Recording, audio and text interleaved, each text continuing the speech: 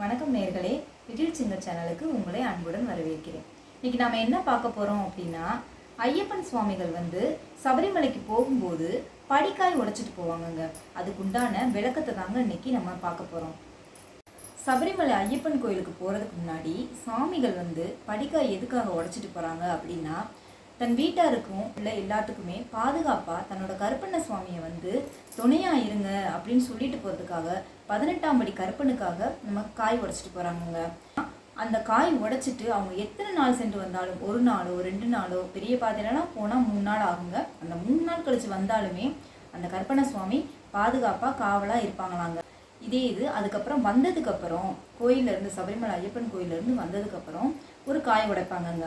அந்த காய் எதுக்குன்னு பார்த்துக்கிட்டிங்கன்னா, நம்ம கருப்பண்ண சுவாமி இது வரைக்கும் நீங்கள் என் வீட்டுக்கு காவலாக இருந்ததுக்கு ரொம்ப நன்றி அப்படின்னு சொல்லி நன்றி சொல்வதற்காக அந்த காய் உடைக்கிறாங்களாங்க. அதுக்கப்புறம் அவங்கள உடனே உள்ளே கூப்பிட மாட்டாங்கங்க. அதுக்கு சின்ன ப்ரொசீஜர் இருக்குது. அது என்னன்னு வீடியோக்குள்ளே போய் பார்க்கலாம் வாங்க. வீட்டுக்கு உள்ளே வர்றதுக்கு முன்னாடி ஒரு சின்ன ப்ரொசீஜர் இருக்குதுன்னு நான் சொன்னேன் இல்லைங்க, அது இதுதாங்க. தேங்காய் உடைக்கணுங்க. வந்ததும் போகும்போது ஒரு படிக்காய் உடைப்பாங்க, வரும்போது ஒரு படிக்காய் உடைக்கிறதுக்காக நாங்கள் படிக்காய் வாங்கி வச்சுருக்கோங்க. ஒரு சில குருசாமிகள் கொடுத்துருவாங்க. சப்போஸ் கொடுக்காத பட்சத்துக்கு நாங்கள் வாங்கி வச்சுருவோங்க. அடுத்ததாக ஒரு பாத்திரத்தில் தண்ணீர் வச்சுக்கணுங்க. அதில் கொஞ்சோண்டு மஞ்சள் தூளும் கொஞ்சம் பூவும் போட்டு வச்சுக்கணுங்க. அவங்க பாதத்தை நல்லா சுத்தம் செய்யணுங்க. ஏன்னா சபரிமலை ஐயனை போய் பார்த்துட்டு வராங்கல்ல, நம்ம வீட்டுக்கு புண்ணியத்தை கொண்டு வராங்கங்க. அதனால் நம்ம அவங்கள பாதத்தை சுத்தம் செஞ்சு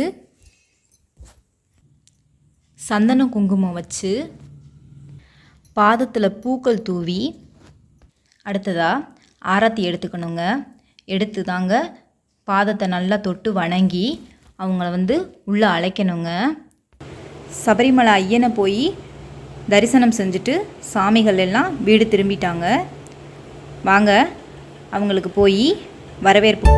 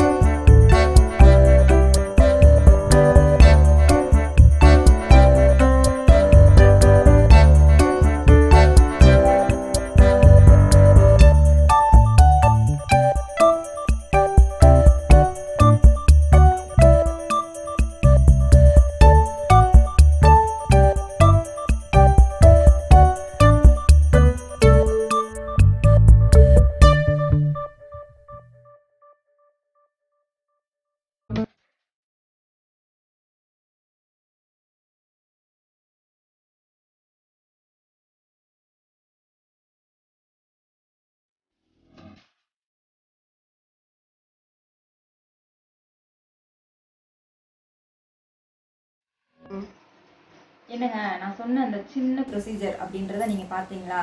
இதுதாங்க சபரிமலை ஐயப்பன் கோயிலுக்கு போயிட்டு வந்தவங்களை என்னென்ன பாத பூஜை பண்ணி அவங்கள எப்படி வரவேற்றோம் அப்படின்றத நீங்கள் பார்த்துருப்பீங்க.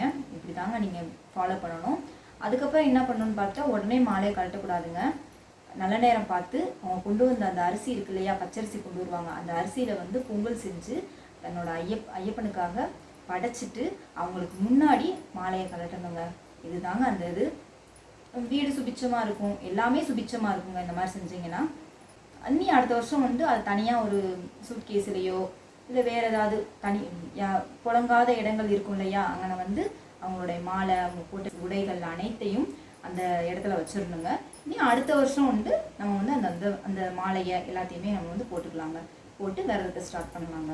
இதுதாங்க ஐயப்பனுக்கு உண்டான முறைகள், படிக்காய்க்கு உண்டான விளக்கமும். வீடியோ உங்களுக்கு பிடிச்சிருந்ததுன்னா லைக் பண்ணுங்கள், ஷேர் பண்ணுங்கள், கமெண்ட்ஸ் பண்ணுங்கள். நன்றி.